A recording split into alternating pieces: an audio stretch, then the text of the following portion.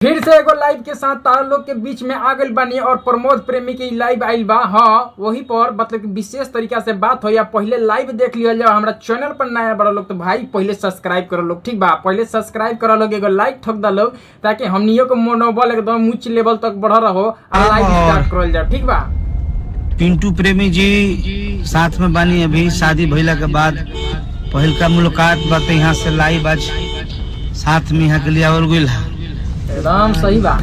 सोनू भाई, रंजीत जी, जितेंद्र भाई ड्राइव करते रहे और 400 500 800 लोग देखा था।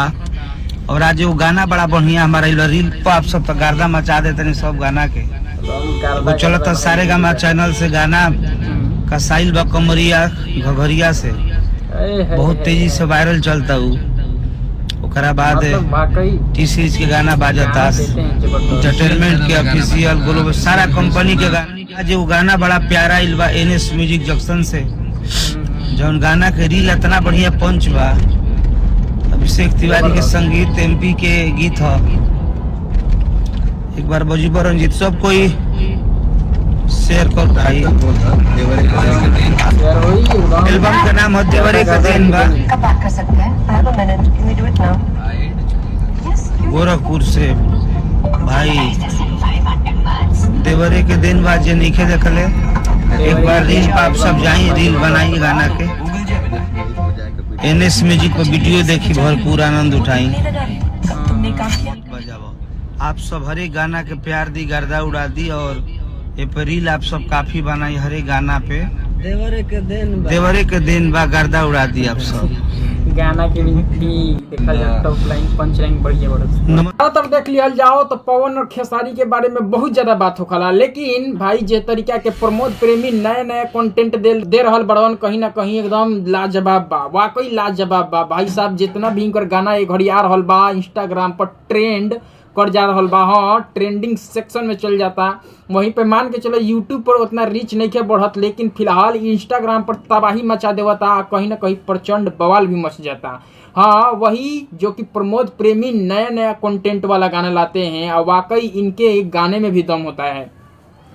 और देख लिया जाए कि 2 गाना इनका अभी फिलहाल छूटल बा और एकरे मतलब कि बतावत लो ना कि भाई साहब हमार गाना 2 गो आइल बा, जबरदस्त एकदम गर्दा उड़ रहल बा। और कोनो गाना आवता त गर्दा उड़ा देवत लोग। हाँ, तो एकदम सच नमन बा, धन्यवाद बा प्रमोद प्रेमी तरीका के कहत लो ना। हाँ, एगो गाना जोन आवला इनकर जो कि देवरे के देन बा, बहुत अच्छा वो गाना बा। हाँ, इस तरीके के बोल और टाइटल रखल गइल बा।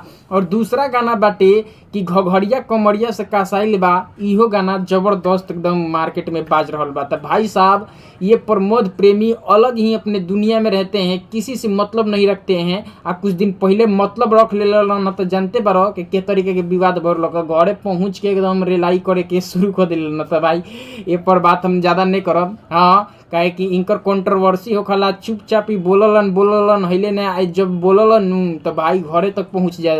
तो भाई साहब बोलल एकदम थी बा, वर्जित बा। और फिलहाल बात कर ली कि भाई वो तरीका के 12 से कुछ ऐसा चमन चूती है तो ओकर मतलब कि उपाय हुई गए रहे वो टाइम में। लेकिन अभी देख लिया जाओ जिस तरीका से प्रमोद प्रेमी मार्केट में बाज रहल बड़न, कदम जमैले बड़न, कहीं ना कहीं ये सराहनीय है। हाँ, एक तरफ देखा जाए तो कंट्रोवर्सी के मामले में अलग अलग लोग अपने आप को ही स्टार समझ लेते हैं। चाहे कोई ऐसा बड़ा काम दूसरा स्टार कर लेता है तो भाई साहब उन लोगों को मिर्ची लग जाता है। तो भाई साहब इधर से मिर्ची लगने वाला बात नहीं है। और कहीं ना कहीं पावर स्टार पवन सिंह के टीम से बिलोंग करते हैं, जो कि प्रमोद प्रेमी हर बार देखने को मिलता है, बोलने को भी मिलता है, जो कि बताते भी रहते हैं, बोलते भी रहते हैं।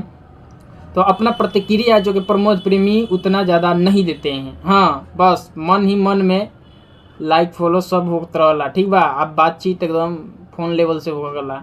तो फिलहाल यह जानकारी लग हमारा चैनल पर नया बड़ा लोग तो सब्सक्राइब कर लियो लोग, लाइक कर दियो लोग, ताकि इस तरीका का लाइव हमनी के लिए आके तारा लोग के दिखावत रही सो आ तू लोग मजा लेत रहो लोग। तो फिलहाल के लिए अलविदा। हाँ, अगले नेक्स्ट वीडियो में मिलता है तारा लोग से। तो जय हिंद, जय भारत।